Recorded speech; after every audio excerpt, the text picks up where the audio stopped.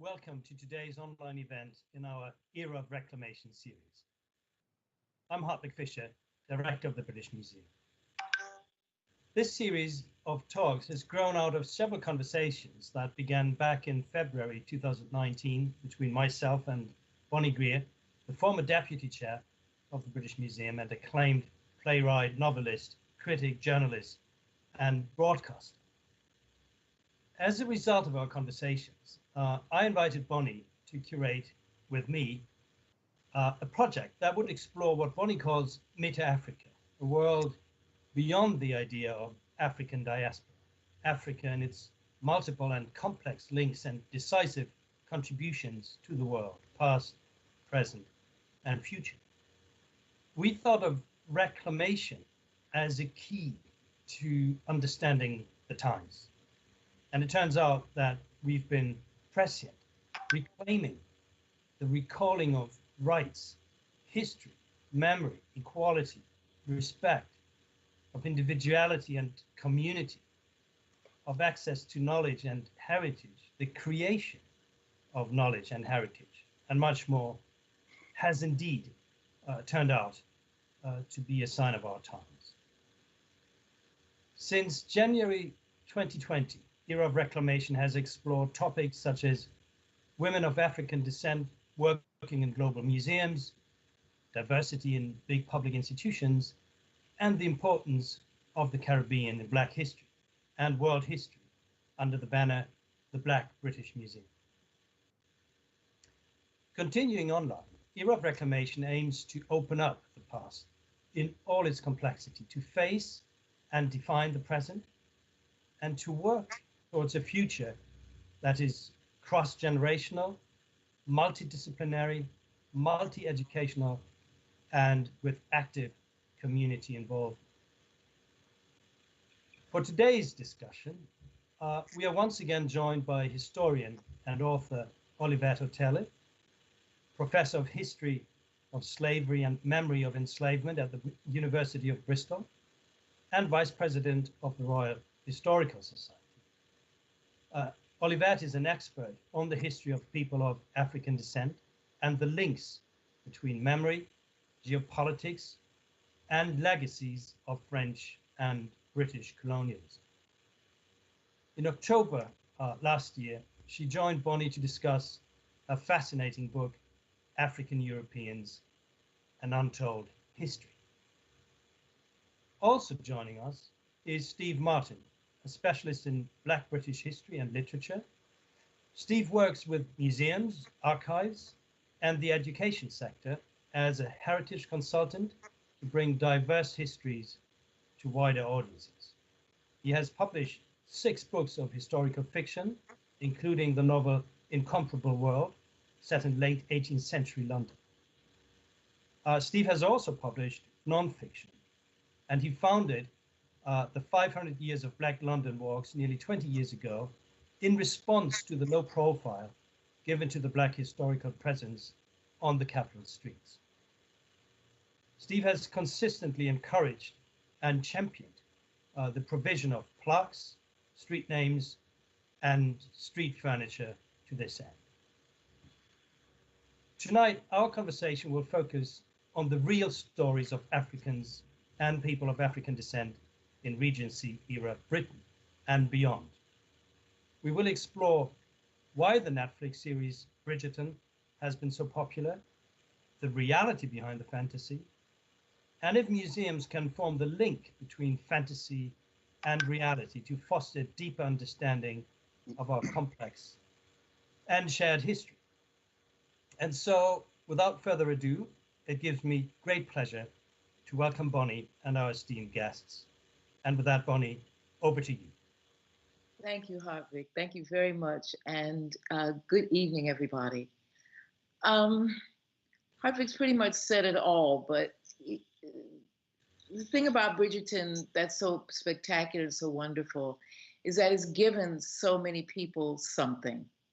And tonight what we want to explore is what that something may be, and if we can expand it and make it deeper. So I'm going to go to Steve first, because Steve, brother, you said something to me once that I thought that was very interesting. You said that Bridgerton was a third rail. What did you mean by that? What do you mean by that? Well, I meant that it's a third rail in as much as it prompts us to reflect on something which is a perennial live topic in our area of heritage and culture, which is the positioning of the African people of African origin within European white, if you will, historical narratives. And it's very interesting when you try to address this, because whilst on one hand there are enormous welcoming comfort zones, very familiar images and stereotypes of, you know, the grateful Negro, the uprising Negro, the rebellious Negro. We all know these stereotypes, which bring great comfort to constituencies I don't think I have to name. But on the other hand, you have what I call the shock of the familiar.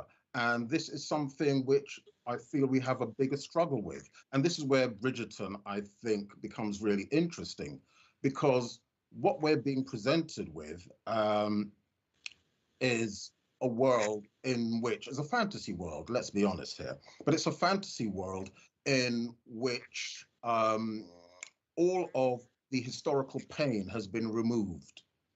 And so far, the best argument I've heard in favor of this series is that it does provide this space where various traumas from all sorts of constituencies and parties can be healed. One doesn't have to look at the origins of this pain. One doesn't have to look at the origins of people who look like me in the early 19th century Britain, but it's all somehow just brushed away. And I call it the third rail because it prompts us to consider, really, what is this all about? What is it trying to say? And it behooves us, I think, to examine what I think is something of an insult to our complex and multiple real histories in these islands, because something like Bridgerton could not be proposed for other communities, for other cultures, for other ethnic groups. It would be seen not just as absurd, but infinitely disrespectful. So, Steve, you're saying that this is germane to us.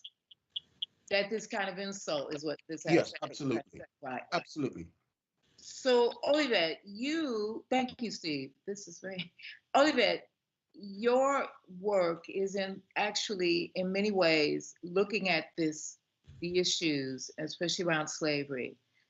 And I may be wrong, but sort of trying to find spaces, not necessarily of reconciliation, but of understanding, of connection, of making the story as broad as possible, but also finding some healing spaces. Do you think Bridgerton does that in a way? And just thinking about what Steve just said. Wow, it's interesting. It's fascinating. Thank you, Steve, because the third rail is an interesting term. It's also an interesting space to actually explore and agree, disagree, but talk about this. What I would like to say is that I'm in several minds about this. What I was interested in in the series and was about the strong emotional content and the resonance that it had. And, you know, to caricature, you have on one side people saying that this is historically inaccurate because Black people of African descent were not aristocrats. And Steve's work has demonstrated that, you know, we can talk about that later, but, you know, this is a historical amnesia, if you would. And on the other side, you had people saying that finally we have a representation in a movie. And this is the one thing that actually ticked me, because around me you have people born in the Caribbean or born in Cardiff in Wales from African descent who actually enjoyed the movie, because they saw it as a place where they exist. You know, the the link with modern contemporary music, the hairdo, the hairstyle, and all that. And these are the same people who feel fiercely and strongly about the history of enslavement being erased. So it was a dichotomy between what they have been saying and suddenly how this is supposed to be this place where everything is healed. And I was interested in that. And, you know, we're going to analyze why this is particularly relevant and important for contemporary Britain, 21st century Britain, and I would even say 2020, 2021 Britain, with, you know, the all hoo-ha about the royal family and all the rest of it. We can talk about that later. But what is interesting for me is that, as Steve said, the pain has been removed, and with the pain comes the history of that particular history that has been removed. We could argue that this is a historical fiction and it doesn't have to be that way. And, you know, as Hilary Mantel said, it's a historical fiction. So there's a creative process that takes place and all that. I completely agree. But with that specific history, the history of enslavement, there are the legacies of that past that are very much present in our daily lives for many of us. So how is it okay to not address that? How is it okay that we can celebrate the banquets with sugar, sweets, enjoyed by people of African descent, while at the same period, those descendants or those families of people of African descent were actually toiling in the Caribbean to produce that same sugary, sweet commodity. So it's very, very difficult to actually distance ourselves and just say this is a historical fiction and that's it. It's a long answer. But let me just ask this question if Hartwig doesn't have one of them to come in. We've got two schools here. They're fascinating to me. And I'm going to be quite crude about it and not nuanced, but there's the school of it makes you feel okay, and maybe through the feeling okay, you can begin to explore things. Because people were telling me stuff like, "Oh, I didn't know that there were Black people in Regency, London," which is that's a good thing. And then there are the other people who say, yeah, but they weren't there like the way they're shown in this program. And so that makes the program false. Is there a middle ground where we're talking about where people are existing, where they need sort of the sugar, and then they need also the reality? And I guess what I'm hearing from you, Steve, is why do they need it? That's the deal. Why do they need this? Why can't we just get the thing as it was? Yes, I mean, I believe that fact is greater than fiction if we're looking at this particular period in the history of these islands and populations of African origin. I mean, most of us are based in London. I know you're not, Olivette, but for those of us who are, in fact, it's a countrywide story. The Black presence was ubiquitous, but you do see a spectrum, a range of Black humanity, from Mr. Bill Richmond, who graces the entry slide, the boxer, to Fred Zegula, who was a pub owner, to Mary Prince, who is publishing an account of her own and her family's enslavement, to Captain John Perkins, who actually he'll have died by this time, but a few years before, he was a captain of, in fact, 2 frigates in the Royal Navy. You have former soldiers from the British Army, non-commissioned officers. You have Caesar Picton, who is one of the largest coal merchants in London. All of these are people of African origin. And if we have to satisfy this baffling, depressing hunger for aristocracy, why can't we find that sated by people such as the gentleman behind me on your right? Is it on your left? On your left, John Naimbana, Prince John Naimbana of the Temne people of Sierra Leone. I mean, this woodcut was made, 20 years before supposedly the Bridgerton period. But there are loads of African royalty, both real and apparent. As we know, there are hundreds and thousands of African royals if we need to satisfy its urge. Why this pressing proximity to the British royal family? It's odd. Oh, okay. Maybe because it's from America. Does that make sense? I think it's here as well. I see feeling satisfaction. So maybe because it's American. Olivette, Yes. you know, you said to me once about something about the need for people, maybe in a way, to be able to enter these stories in these ways, some ways, this is how they're going.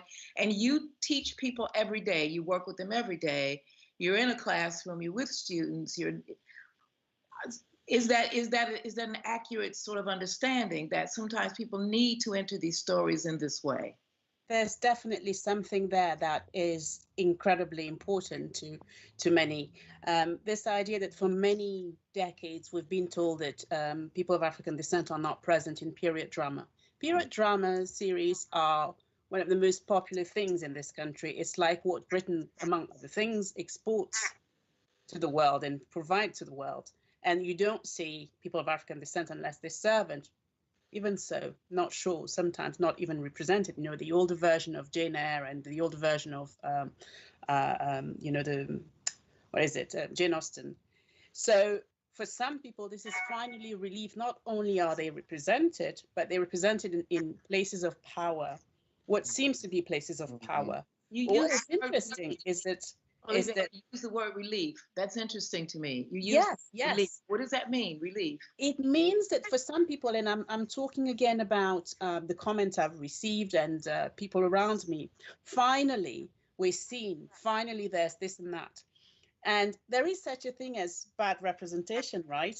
Not all publicity is good publicity. But what strikes me about this kind of a need to be represented is the fact that it is a very British thing. For decades, people were told and wanted to have a sense of having a piece of that history. And it is interesting that this is the piece that they want to be part of, because the aristocracy in this country is something that is important, is not even the term, is ingrained, it's taught in school. You know, if you want to have, you access history through Tudor history, you know, all this stuff make people feel that they want to be part of it. No, I'm talking about people of African descent, but also people of European descent. But Olivette, I think what Steve is saying, for what I understand, and this is why I'm sort of standing in between this, as someone who's lived here, you know, African American for 30 years, I've lived in this country. That is fascinating to me, because I think what I'm hearing Steve say is, why them? You know, why is it necessary? And this came out of the United States. This iteration of Bridgerton, this creation of Bridgerton, this shape of Bridgerton came out of the United States. So why do we need to be there? So for instance, Steve, your wonderful novel, Incomparable World, which I think is, you know, I just think somebody should have made a movie of it ages ago. And you take two guys, and we never hear this story. You take two guys who decided to fight for the king in America because they were promised that they'd be free. Yeah. And so they got on a boat and they came here, and they came to London during the Regent's time, and they found out that, hey, that ain't true. Now, what's fascinating to me with Bridgerton is why we, and Olivette, I'm gonna keep pushing you about this because I think you're going down that road. I'm gonna push you. Why do we need to go to the ermine side with the crowns? And why can't we go to the kids on the boats who came over and found this funky, nasty, you know what I'm saying? So yes. Is there some healing place in between that we need to go first before we can go to every place else? Can I take that, please? Go. You can feel that? Yes, the healing fact is in reality, in the realm of mere facts, in the everyday, in the normal. We don't need the phenomenal in order to, well, the question should be, why do we need the phenomenal and the extraordinary in order to...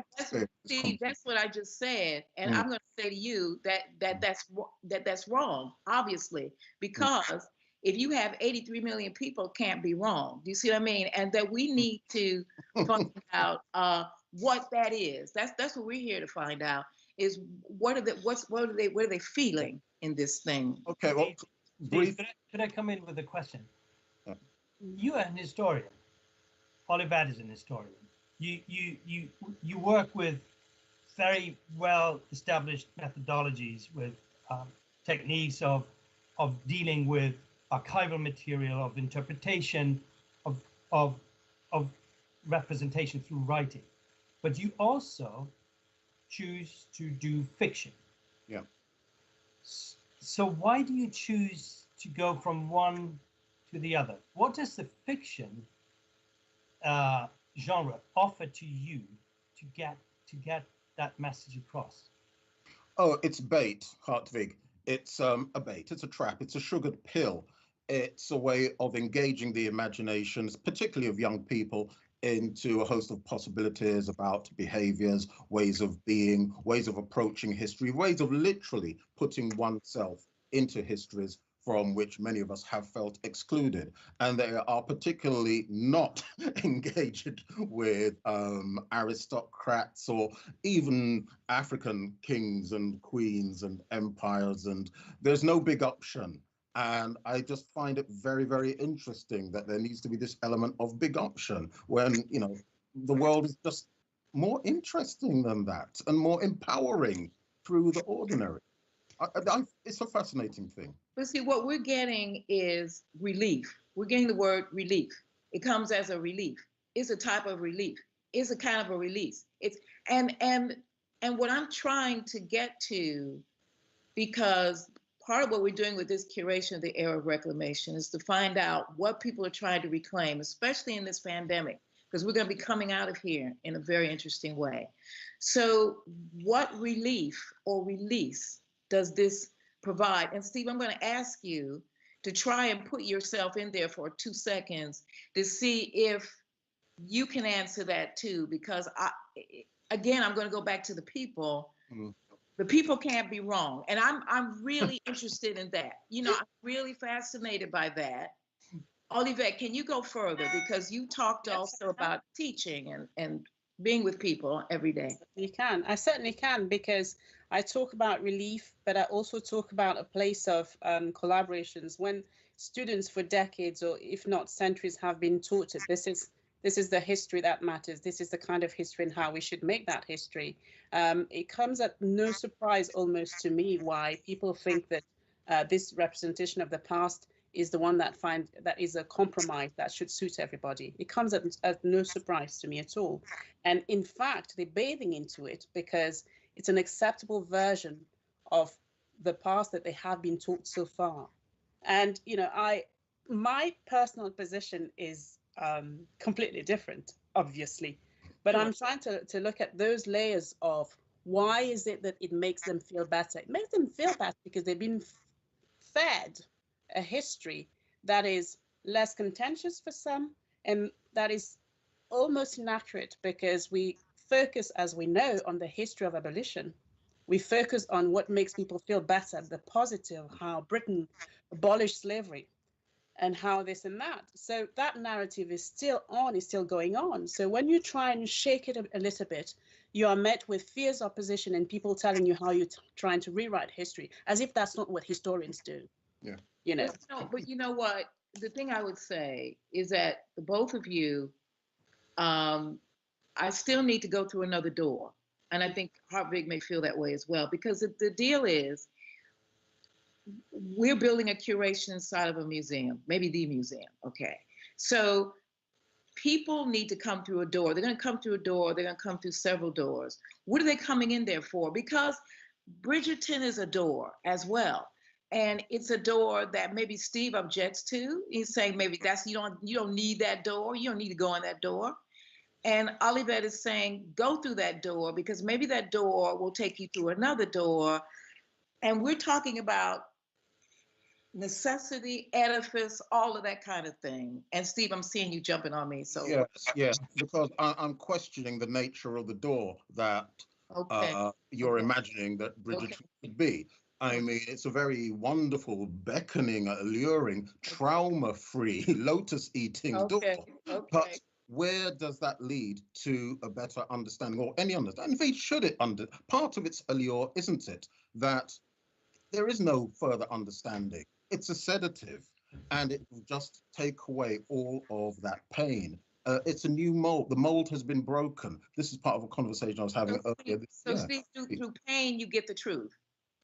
Not necessarily, because I don't think everything needs to be bound and wrapped up in trauma. I mean, it's quite something I'm quite serious about in my practice. It doesn't need to be bound up in trauma. It doesn't absolutely necessarily have to be locked into enslavement and farming people and buying human lives. But if you're telling stories of this order and this nature, and they are so rapturously acclaimed, then clearly it serves the function. And why can't it? I mean, you can't ban these things, but it serves the purpose of a sedative, and the mold has been broken. So what the two of you, professionals, eminent in what you do, acclaimed in what you do, there's a moment that you had to do it. Do you see what I'm saying? There's a moment when you stood up and you did it. There was something that pushed you to do it. There was something that pushed you through the Sorbonne, Olivette. There was something that pushed you through your work, Steve, of being outside of all of these systems and yet thinking, I got to tell these stories. I'm going to tell these stories. And then there are the creators of Bridgerton. Okay, they're sitting there around a round table in a reader's room saying, I'm going to tell this story. We're going to tell it this way. We're going to talk about Queen Charlotte as Black, as if, why does that matter? So what gets you, what launched you, or what moved both of you into what you did? Because there's always a moment of creation. And then we either go down that path or we deviate from it. But there's a moment of creation. Olivette. For me, that was very important to look at this aspect. What launched me into this was our reality in Britain, contemporary Britain, the reality of the legacies of the past in people of African descent. And I wanted to explore that story further, not just to show the trauma as well, but how come after centuries of subjugation, how come we're still there? It means that it was a process of not just survival, but creativity, beauty, collaborations, and all of these things that made us who we are today. And I wanted to, explore, of course, the trauma is part of all this, but I also wanted to explore the methodology, the approach, the principles, and what led us to this. And this is really what it is about. So personally, I'm going to, give my opinion. Yes, please, yeah. I didn't want to watch Bridgerton.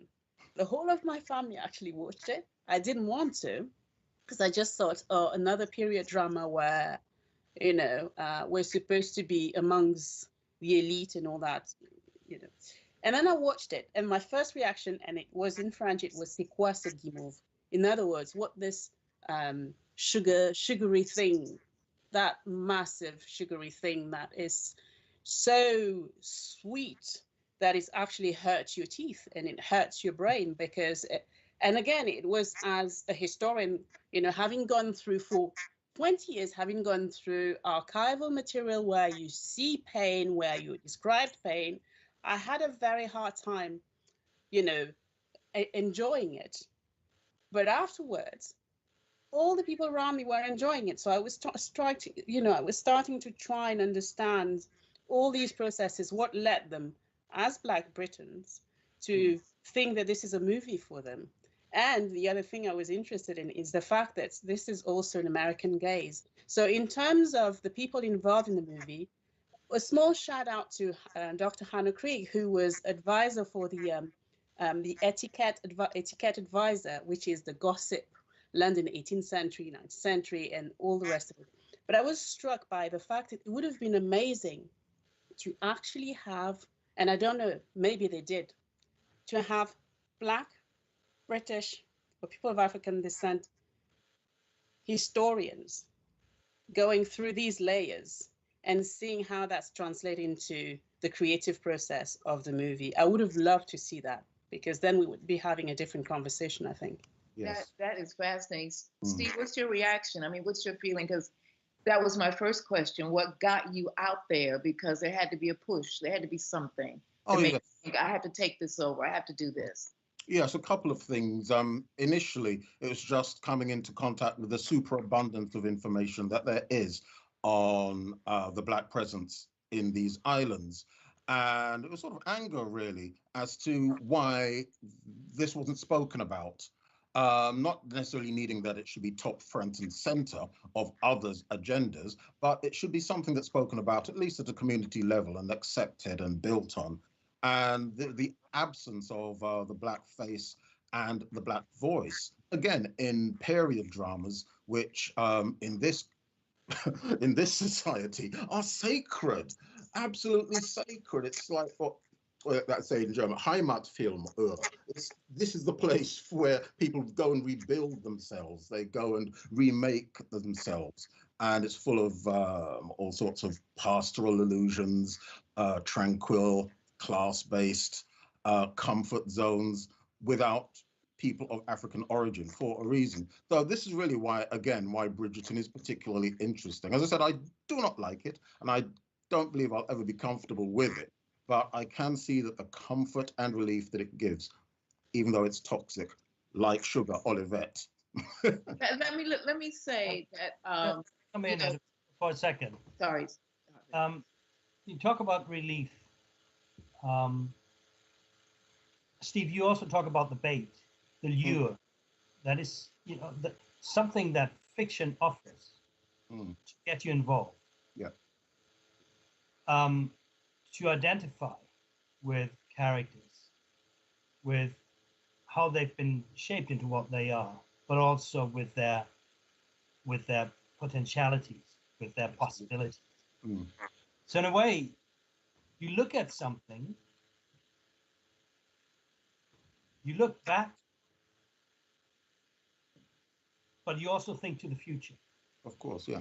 And I would like to ask both of you, is that a fantasy of the past, or is it rather a fantasy of the future? No, we're talking. It's a mirror for the present. Initially, we are really talking about ourselves. It's impossible, really, to examine history, look at history in any other honest way. We're talking about ourselves, especially in fiction. We're addressing situations we may have to deal with that have been handled before, ideas, relationships, attitudes, all the stuff that underpins what we believe we are can be found in history. And that's what really excites me. For me, that's the bait, comparing our very sort of milquetoast, soft, easy lives to the extraordinary operatic scale in which even the most humble people appeared to live in earlier ages and other places. And I would add to that, Hartwig, that's a great question.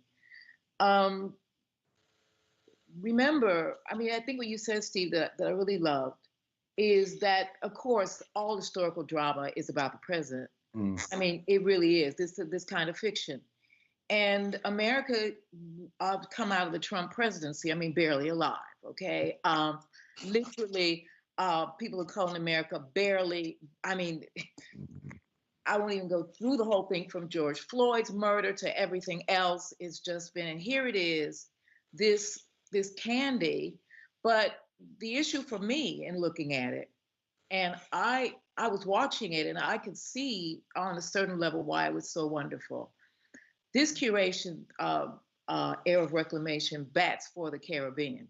So it's interesting for me to look at it from that point of view, because the other part of me, the tape that's running in the back of my mind is, but these people, any white person could have walked down the street of London, grabbed any of these people by the hair and thrown them into enslavement. Basically that's what happened in America. They could just go on the street and take you off. It could be anybody. So these people were living in jeopardy. These people are living in a kind of jeopardy all the time. And I couldn't get that out of my mind. They couldn't have possibly been swanning about, although there were people who were adopted. There were people who were embraced in families. There were people who were loved, but they weren't swanning about London. And I couldn't get that out of my brain. And so in a way, I'm going to stand on this end and say, yeah, this is about us now. And so what is it about us now that this is addressing? Because that's what this is about. I want to talk about imperial nostalgia reinvented in Bridgerton. You know, we are reinventing a past that is, you know, there are accuracy in many of these, but there's also part that is reinventing that sometimes verges on the dangerous for me. I'm just going to talk about Simon, the main character, who is the Duke of Hastings. And I was trying to find, I know he's an invented character, but the Duke of Hastings, of the Marquis of Hastings, actually existed. It was a white man who was a colonial administrator in India, who fought in the Americas previously, and who has nothing to do with the Simon in the character. So I'm thinking this is playing at different levels.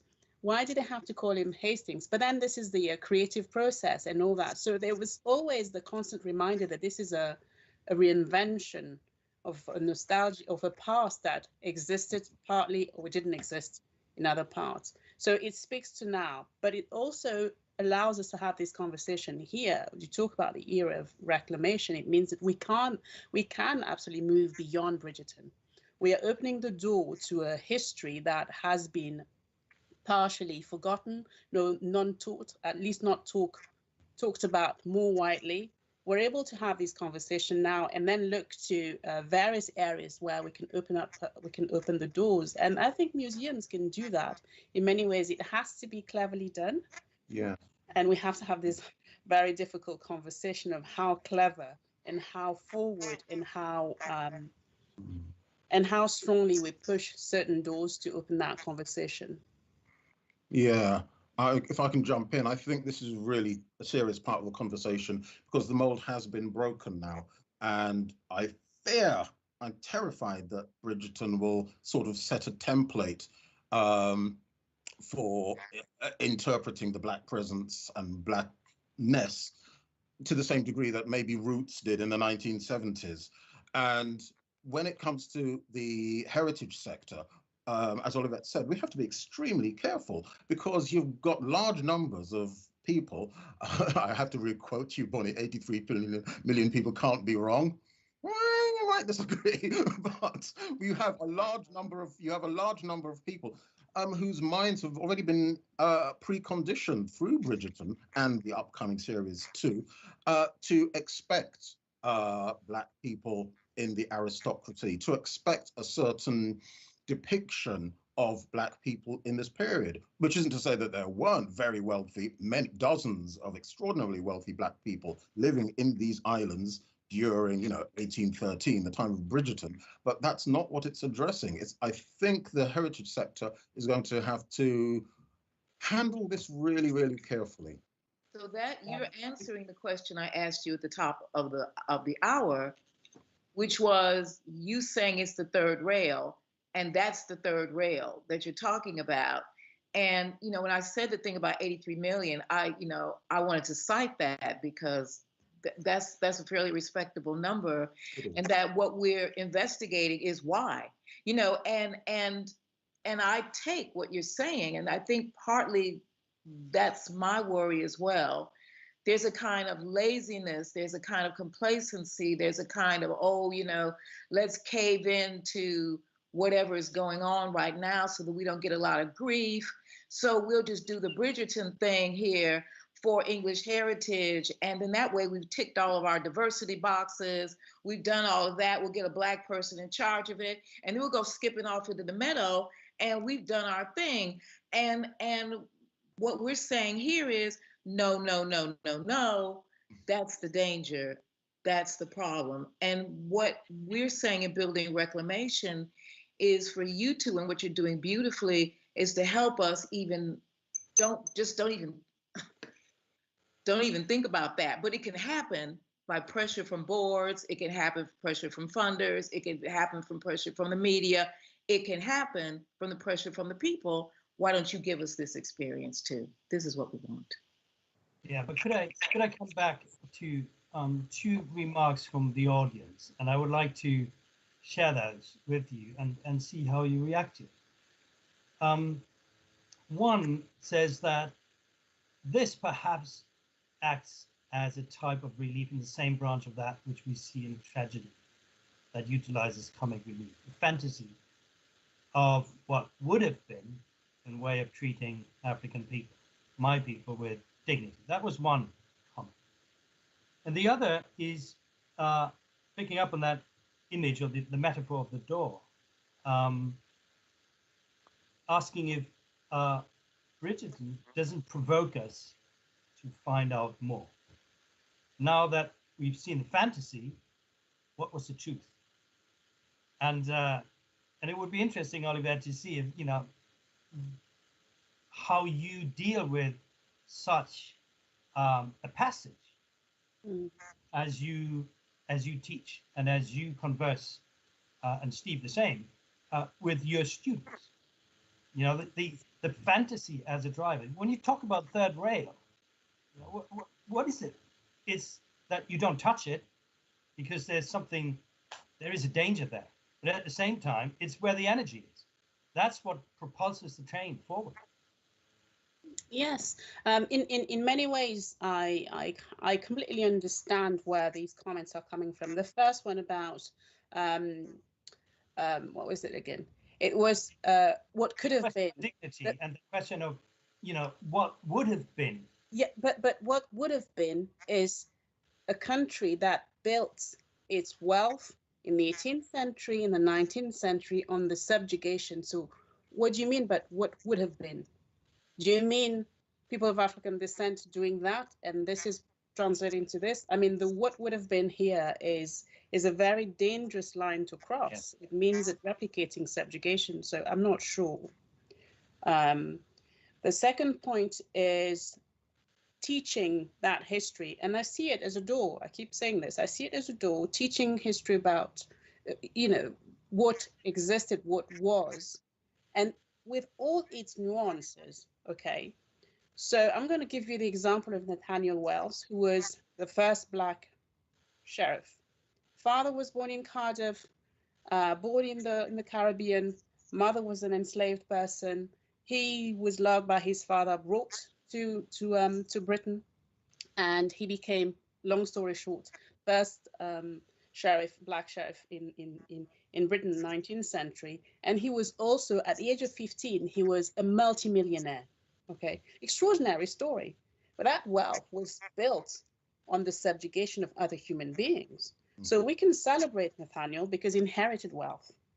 And he died, by the way, in Bath, where I taught for 6 years, and we know the house and all that. It was very interesting to look at that story. So what would have been is a dangerous, but we also need to teach the complexity of those stories and those layers. And I think this is an incredibly important, that's why we call this, I think, Beyond Bridgerton. There are so many stories to tell. And this is what museums can do that. Many people have been doing that. There are many places where we can come together and explore all these layers, not just in relation to the aristocracy. There's a class thing going on in this country that is very strong that we also need to unpack. And in Bridgerton, it's not done, I think. Yeah.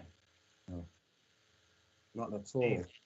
Yeah, to address each point separately and also to conflate them. The first point I must take issue with, because the use of the word dignity, I find it a gross indignity, the whole proposition, the premise on which Bridgerton is built. And because I say that it cannot be presented to any other set of ethnic groups apart from people of African origin.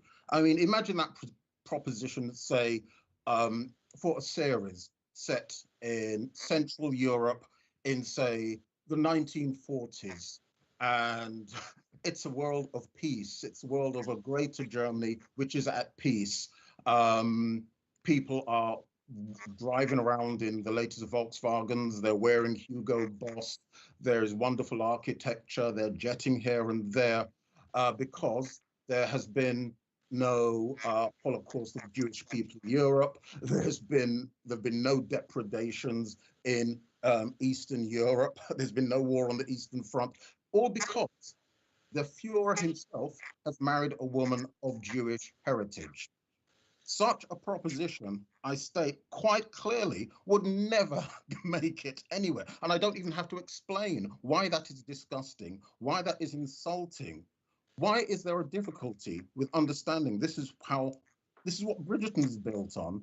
And the counter argument to that cannot be, oh, well, it's just fantasy, because surely the example I've just created is also fantasy, but it's sort of toxic as well. And very, very briefly on the other question about fantasy and learning, yes, I think it's very useful to have an element of fantasy, but if it is hooked into fact, you know, the points that Olivette made about Nathaniel Wells were so on point because they bring us to the heart of complexity, which is where the real energy of history comes from. There are no simple, no pat answers, and they prompt reflection on these very, very deep and serious issues, rather than just giving us pats on the head, as Bridgerton tends to do. And I have to agree. I don't think Bridgerton, just out myself now. I mean, I don't think Bridgerton can lead us down a useful path. I don't think, first of all, it wasn't designed to do that. I think that I do take absolutely what Steve says. Why do, you know, what the bigger question is, why do we need this approach to get the story? The story is richer. Yeah. The story is much more complex. The story is much more entertaining if you get all of its complexity in there. For instance, this whole thing about Queen Charlotte being Black, well, so what? And then number two, even if she was, so was her husband, because they had the same maternal ancestor. But that never gets in there. And see, that's one of the things that a museum can do. One of the things that history teaching can do is to say, okay, there is perhaps a lineage within the Queen Charlotte's background, but she's related to her husband. That's why they're married. And so it's in him too. So why was this separated out? And the question of why it's separated out is more interesting than the fact even that she was Black. And that's my point about what museums and what history can do and why, you know, we need to go beyond Bridgerton, see what Bridgerton can open us out to do. Yeah, and I take your point about the museum and the role the museum plays in addressing that complexity. It is and must be the place where, with the best effort at truthfulness and adequacy, you put that in front of the visitor and offer it for engagement, offer it for contemplation. And it's a big issue, obviously, also in the sense that who tells the story? You know, who presents the facts? Each presentation of facts is a presentation or representation. You take decisions, conscious and unconscious decisions. Okay, and you use, if you like, the format or that place to do that, and also to endow it with authority. Okay. So how do you do it in a way that it triggers, that it becomes a door that propulses everybody to ask questions beyond that door? Oh, okay, Harvey. Okay, dude. Listen, we are doing this together. This curation. Now, you ain't just my colleague. You're also. Do you know what I'm saying? So, you are in a position, and the position maybe, to think about that door and that door's shape. And I think and I know you can't do that alone. I know you don't do that alone. I know that you shouldn't do that alone. But going into the future, going into, say, beyond Bridgerton, how do you make a door, or how would you think about making a door that would allow or be big enough for healing, because that's partly what we're talking about too: reconciliation, reclamation, and healing. How do you think on those lines in relation to the door that you're in front of and you keep? Well, I think, Good question. you know, we talk about relief, we talk about healing. So we talk about something that happens in your psyche, something that happens to the innermost person. And I would very much endorse what Steve and Olivette are saying. You cannot, in a way, do this for anybody, but you can offer the opportunity to engage with a complicated, painful, traumatic, complex past and do the work. And I think it is offering that opportunity to do the work and helping to engage and navigate that path that I think that would be a great success. And that happens in many ways. It can happen by studying something very systematically. But it can also happen because something bowls you over. Suddenly it hits you because you're in front of it and it explodes your horizons. There's so many ways this can happen. But I think the key is that you arrive at rendering that complexity. And I think we have to be aware that, as you said, Bonnie, this is not something that any person can do alone. I think it has to be a shared effort so that you get different views, different voices, different interpretations into play, and that you make that accessible. You know, a lot of things happen without you showing how it happens. You know, it's almost like an actor. The actor on the stage doesn't tell you how he acts. He acts in front of you and presents something to you. But here we deal with something which is very complex, and that requires the efforts, the shared efforts of very different approaches. So in a sense, when we're talking about reclamation, when we're talking about beyond Bridgerton, we're talking about doing something that I was going to say maybe most people don't, where they don't want to go, in a sense, is asking a lot of people. I mean, the four of us are sitting here and talking about something that, and this is where I go back to my thing, Steve, when I said 83 million people. I mean, we're talking about what 83 million people voted for. I mean, they like this. And I was like you, I'm sitting there going, this is sugar on their table. These are Black people, man. What, and I'm like you, Olivette, going, yeah, I can kind of see why they like it, and the four of us are trying to make a shape in which we can maybe be a small part of taking people further. If this thing exists and is real for people, how can we go further to heal some of the things that people need healing? Because obviously healing needs to happen. How can we bring education in, make it even deeper, make it deeper than what people are encountering? Because people are asking questions. Oh, I didn't know that. Oh, is that true? Oh, what's going on here? Did that really happen? Did this really happen? And so we're at a crossroads where we have this fantasy versus a really hard time where people are asking for reality. They want truth, they want transparency, they want all of that stuff. And that's kind of the issue.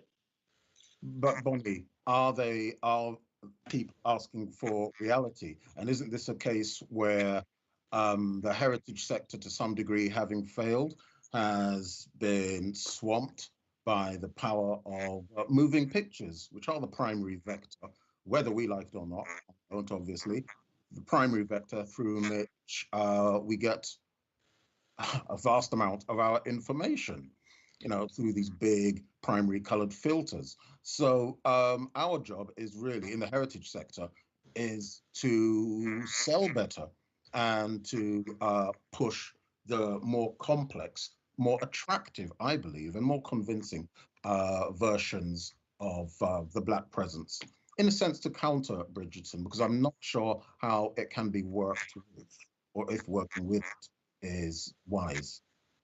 Can I just add something to this? And I'm going to bring an organization that I'm part of, which is the National Archives Trust. It's been set up last year, and it's really about opening archives, British archives, to more people in communities, ethnic background, diverse background.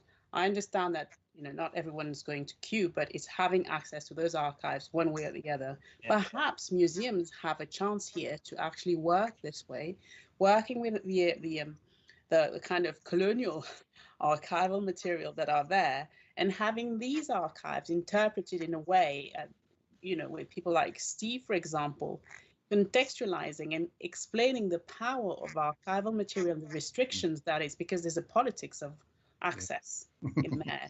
And museum can facilitate these conversations. I think this is one of the many ways we can envisage beyond Bridgerton. Yeah. Well, in a way, Olivette, I completely agree. These archives have to be accessible, and they have to be usable. And ideally, you would do that in a way that you deal with a lot of other historical material. You make it digital and facilitate the access.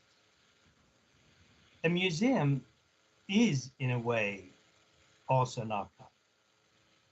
It's a very open and publicly accessible archive as far as those parts of the collections are concerned that aren't on display. But even those things that are not on display are accessible. Either because you come in and say you want to see it, and then you're going to get to see it, or because they are online. But I think the question here is the perhaps the tension between facts and narrative, because it's not enough just to put things out there. You need some kind of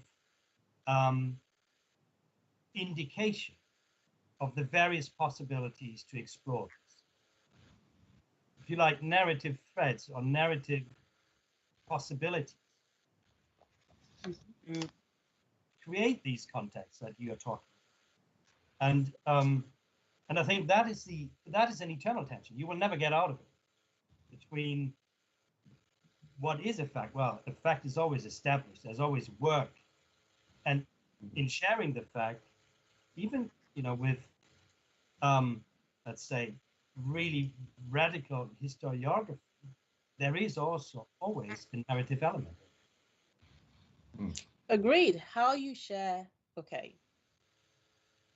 How you share it, where you share it, who shares it matters immensely.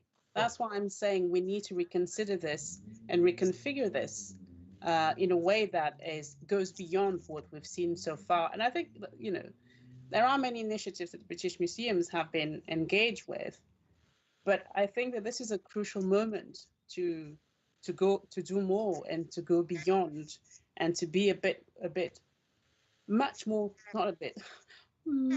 daring, much more daring. Yes. Yeah. Because people are saying, and I think we need to go to questions if we have some too, but people are saying, as someone, my background's in theater, and it's not history like the three of you, is people are saying something to us, and they're saying we need to see ourselves, everybody. How do we do? And what we're saying is, we want to show you this in truth. In fact, actually, truth is actually stranger than fiction, as they say. It's much more exciting. It's much deeper. It's much more ambiguous and much more mysterious than anything anybody could make up.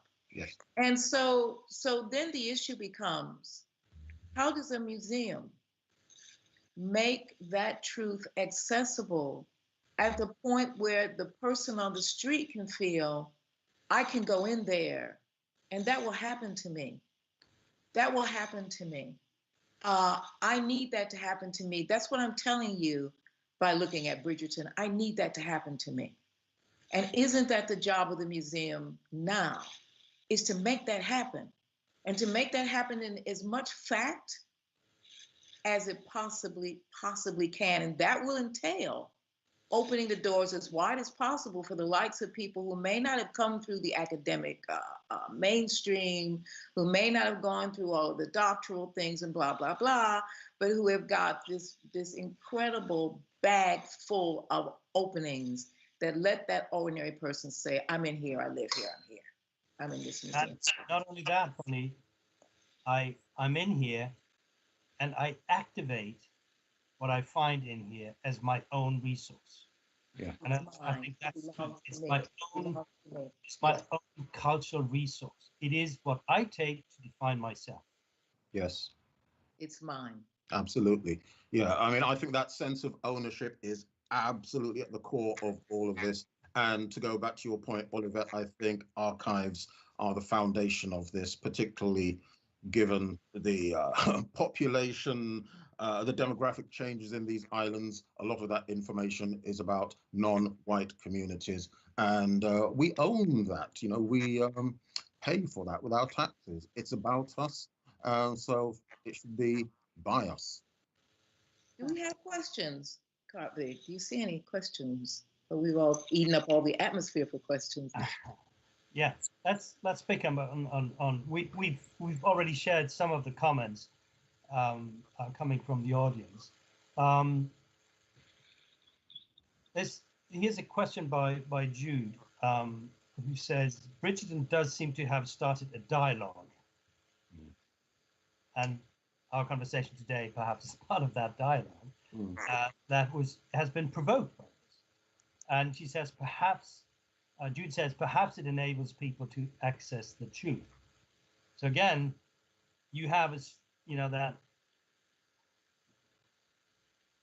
critical aspect of, can you access the truth through a fantasy of this kind? Can it provoke you to go to the other side and say, I want to look this straight into the eye. What I'm going to see, what I'm going to learn is going to empower me, and empower me to, if you like, assume the responsibility to define my life. And that, I think, is at the same time is perhaps the crucial relief moment that through that experience you move forward into a position where you have the agency, where you have agency. Can I just say, this is yes, it's a positive way, and it's a way, and it's a conversation, but I can't help, I'm going to get over it, by the way, but I can't help thinking that so many people have been working on this, and it needed a Bridgerton for people to realize that, as Steve said, the reality is complex and intelligent and fabulous. And we needed that massive sugary thing to provoke a conversation. It's quite an extraordinary thing and a turning point that we needed a series made by an American filmmaker to actually have this conversation. What does it say about Britain? What does it say about the opportunity that Britain has had so far to actually do this? It's just let's keep that at the back of our minds. There are things that the country can do in terms of series. I also believe, in terms of giving the opportunity to create series that are also made by the British, Black British, but others as well, creators to provoke the conversation. So another opportunity. And that, in a way, Olivette, answers the question which has just come in. Which resources would the two of you, the three of you, recommend if we'd like to do further research in the real history behind this period? Any favorites or particular recommendations? I'm going to be very, very boring and recommend Peter Fry's Staying Power as an opener, as a starter. He was a much underrated writer and researcher who did a lot of initial clodging research work into the multi-ethnic peopling of these islands. And it's just a great starter. You'll agree, you'll disagree, but it will provoke you to do some of your own research if you've got any taste for this at all. Or better still, get a subscription to the national newspaper, British newspaper archive, and just scroll away through your heart's delight and you'll see just the extraordinary array of Black lives, multi-ethnic lives that were being led during this period. Thank you. I would also encourage people to look at their local history. You know, there's the massive archival material that you find everywhere, but wherever you live, you always have a huge amount of information that, you know, that are often often underestimated. Black Cultural Archives is a good place. Me living in Wales, there are so many archival material, lived experiences, but also archival materials about Black presence in Wales. So look into your local to try and connect the dots as well.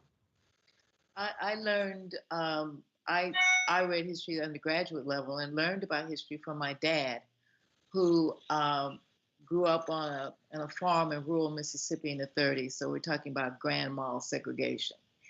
And he was always a curious guy. And what he did was he looked at pictures a lot, and we saw a lot of pictures. And some of these pictures came from the British Museum. And all that I started doing was just kind of like walking around. And sometimes just like looking at something that attracts your eye causes you to probe and to go deeper. I found the Akan drum in the museum that way. It's the oldest artifact known in African-American history is at the museum. And then I started to look and see, well, how did the drum get there? And then I started to ask myself, what was the drum for? And so it's a natural curiosity that we all have. Just wander in someplace. I mean, the Black Cultural Archives is a great place. The British Museum is a great place. Just go in the door and just look at something. And it's so rich that it will make you go further. Let me share another question here.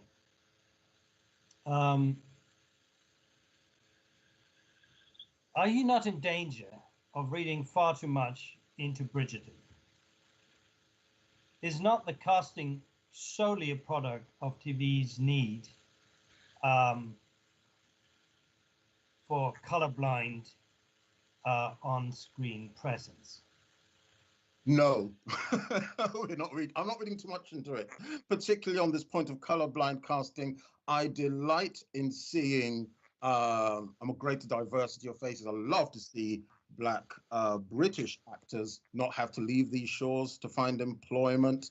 And of course, I delight in the thwarted squirming of ethnic nationalists when they see people who look like me on the screen in non-servile positions. However, this dog will come back and bite us, because if we are just merrily going along with this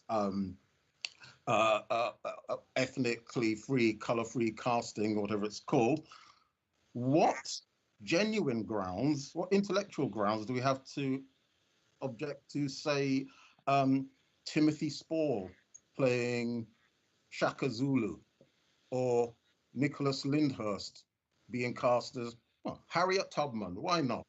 I mean, it sounds ridiculous and absurd and sarcastic, but we don't have any intellectual grounds to object to this. And I think this dog may come back and bite us, particularly as culture is staring hard starboard nowadays. Very right-wing culture we're going to be on.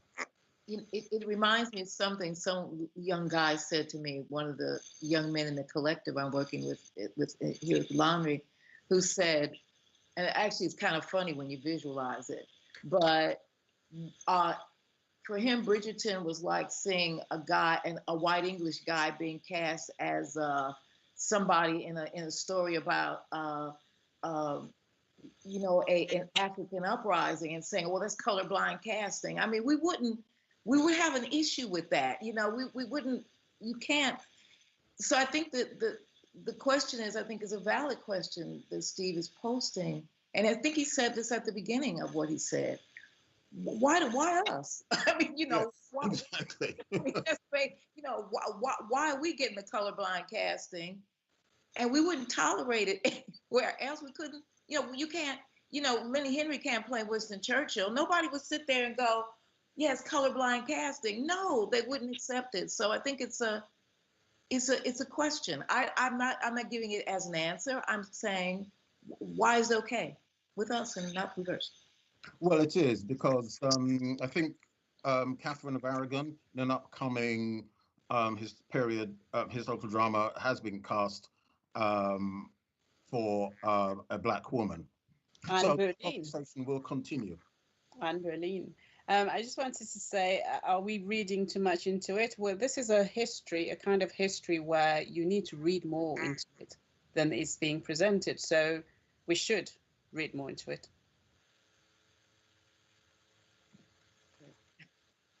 Yeah, she wants to say something, buddy. Go. I just, and I think this goes back to the beginning of this whole panel, is one of the things that Hartwig and I are trying to do with the Era of Reclamation is try to find out what people are trying to reclaim. What are they trying to reclaim? What are they recalling? What are they recalling back? What are they wanting to own? What in Bridgerton, for all of its, whatever, what are people, and that's what we haven't touched yet. What are people trying to reclaim in Bridgerton? Because that's what they're doing. And Steve kind of hit on it, but what are they trying to reclaim? And Bonnie, we could add to that the question from the audience. Is there some merit in showing life as it should be and not as it was? Not in terms of rewriting the past, but in terms of setting an aspirational vision for the future. Well, we've answered this. There is merit because the life as it should be, that specific past was incredibly complex, but also incredibly rich and dramatic, funny, resilient, and there's beauty into it. So that's what we have been trying to explain and to say, that there's much more into this than has been presented, and it could be done again in another series or whatever, but it can be done.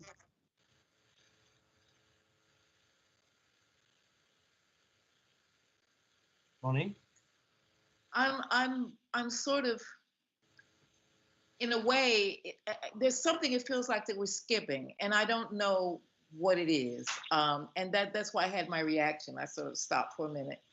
Is I think there's something that we haven't hit yet, and there's a deep need right now. And I went back to the beginning about talking about what happened in America, and it happened here, and it's always been happening here. And I go with people. I mean, it's hard for me sometimes to do that in my little egg-heady way, but I'm listening to people. They're telling me something, and I want to understand what they're saying, because we can look at this and go this, and this, but what are people saying when they want this? And that's what I'm trying to understand. Well, I think that's what we answered that. They need escapism. They need a version of history that is comfortable. But escape from what? Escapism from the reality of kind of racial discourses that 2020, 2021 Britain is going through at the moment. There's something there that is, so many things are going on. So it seems to be a place of, for some people at least, a place where you can exist, you can live a past that wasn't or was. It's a place of comfort in a way for some people. So, yeah. Yes. I mean, moving pictures are doing their job, aren't they? They're the ultimate sedative, and they're providing, as I said earlier, this trauma-free environment where we don't even have to challenge why we are watching Bridgerton, as many parties will claim. And I think we might find some of those notions in the chat. The idea that it's just okay just to switch this off, to switch this enormous part of history, which is basically the reason why the four of us are sitting here having this conversation. We can eliminate all of that. Our very being is something which can be just switched off, and we just go lotus eating and float on. So yeah, it's doing what it's supposed to do, but we have to challenge that. Yeah, and here's a comment from the audience that calls the liberal escapism of Bridgerton an obfuscation of systemic racism, which existed both then and now. Yes. So, what is the series that you want to see? Me? I'd love to see stories of, again, ordinary life and the extraordinary adventures and decisions that people in the early 1800s, the late 1700s had to take, particularly people of African origin, in connection and in contact with European societies and cultures, whether that's people who were free, whether that's people who were enslaved, or people who were living this floaty, aristocratic Bridgerton-like existence, but without their titles and all the things. So, I mean, that I think is much more interesting. That's what I'd like to see. I'd like to see some of the stories that Olivette has in her work. Some of the things I've learned. Everything is true. Some of the things that I've learned from Olivette, it's just like, what? You know, and even if you did one of those stories, it would blow Bridgerton out of the water. Even if you did a chapter out of Steve's novel, Incomparable World. And I'm not just saying this, Steve, because you're sitting there. I as an African American, see the story that's told to me and the story that we tell each other as African Americans, we never tell the other story. We never tell the other story of the Black people who said, we're going to fight for the king because they're offering us freedom, and to stay in America, we're going to be slaves. So we're going to fight for the king. And then we're going to come back to London because they promised us freedom. We never get the story of Black people who said we're not fighting for America because that's where we're slaves. That's a true story, and you've already got it. And also at the British Museum, we've got, and that's a public collection that's for everybody can go see that. Just ask and you can go. I'm saying that right, Hartwig? And the thing is, you can see things. You can see things that are real. You can see what Queen Charlotte actually looked like to the people of the day. You can see it. And believe me, if she was a Black woman, you don't think that wouldn't have been in there? So all of this stuff, it's there, it's present, and it's exciting. And those are stories I want to see. I want to see the real stuff. Yeah. Yes, I was about to talk about my book, but thank you, Bonnie. Nothing, but it's true. And what of the role that the show has in our present day minds and the need to progress our society beyond races? That's another comment from the audience that has just come in.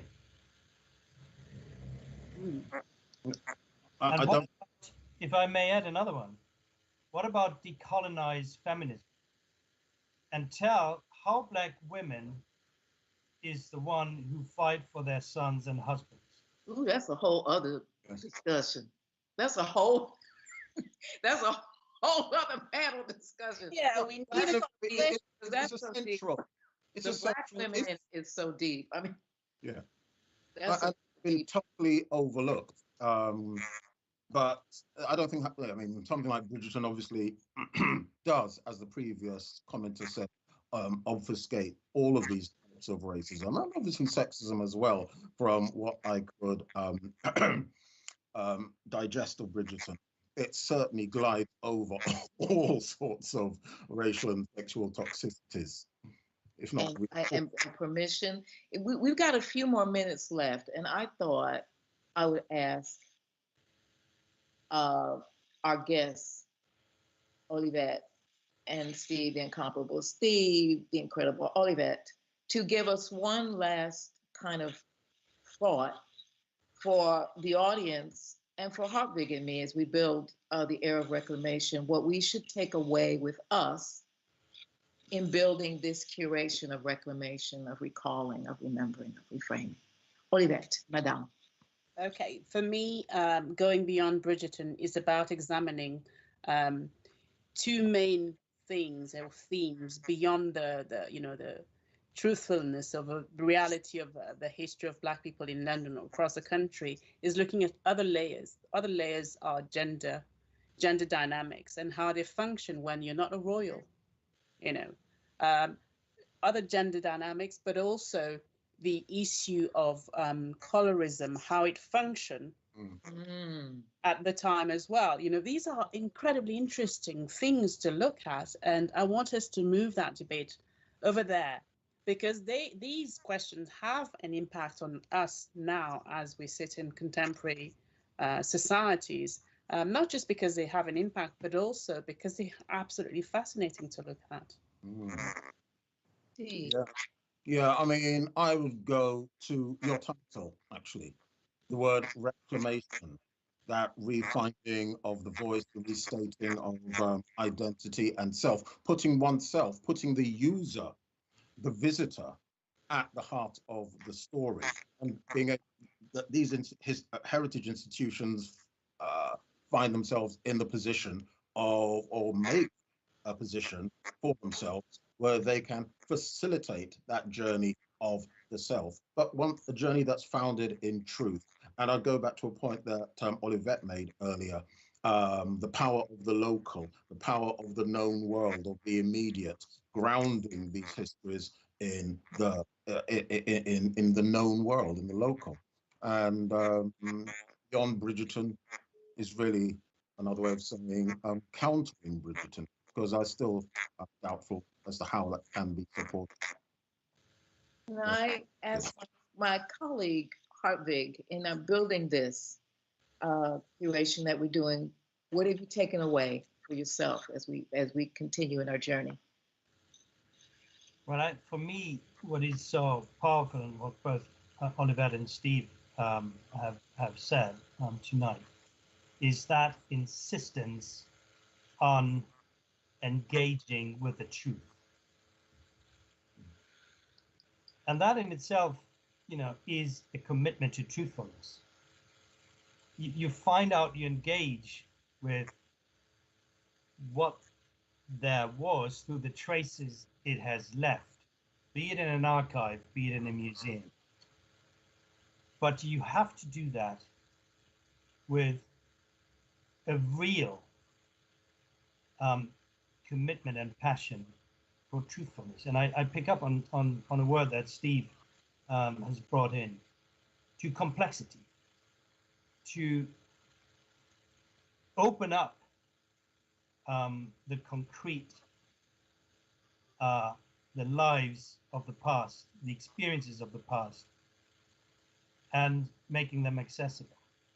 And finding a way to do that, which is multifaceted.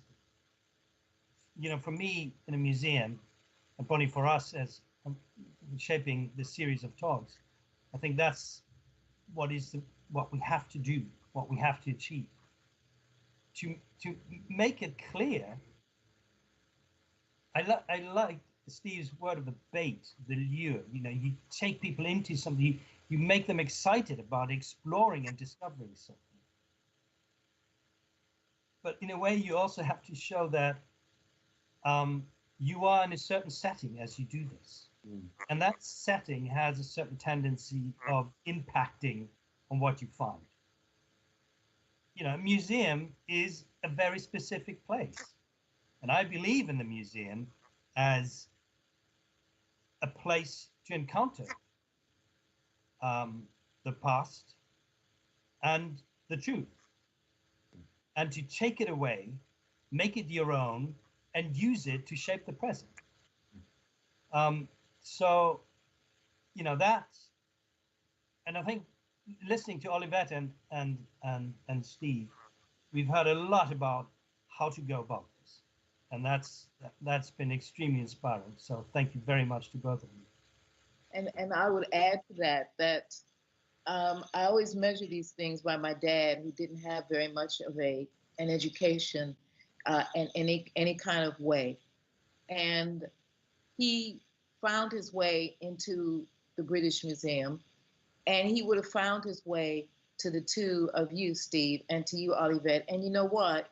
He wouldn't have found any contradiction at all in the pursuit of what you're doing and how you begin, how you work, and how you end. He would have found absolutely no contradiction, because he always said that a story is wonderful, but the truth and a fact is even more extraordinary. And he loved bringing those things together. And for me to listen to the both of you, and my admiration for you has even grown even stronger. We can continue now with this curation, with this series of talks, grounded in the fact that, and I write fiction, it's a beautiful, beautiful thing. Have a good time, enjoy yourself. But hopefully let's let it open a door for you as well, because the door leading to the real thing is even more extraordinary. And I want to, first of all, thank Olivette, who I can't even begin to thank, but to thank her again for joining me for the third time in one of these talks for Era of Reclamation. You are a true, true blessing. And Steve, I've admired you for years. I admired you so much, brother, that I gave your novel to a youth group and told these brothers they need to read this book if they want to know the history of the country that they live in. And they're reading it, and they're dealing with it and loving it. And to say next month for our next conversation, because like I say, we back for the Caribbean. That's one of the things we do. We're going to explore Caribbean genius, because one of the things that the Era of Reclamation believes is that the Caribbean was one of the founts of human history, in which a radical transformation of human consciousness happened. And we're just going to keep on exploring that as deeply as we can. So that's going to be next month for our next conversation. And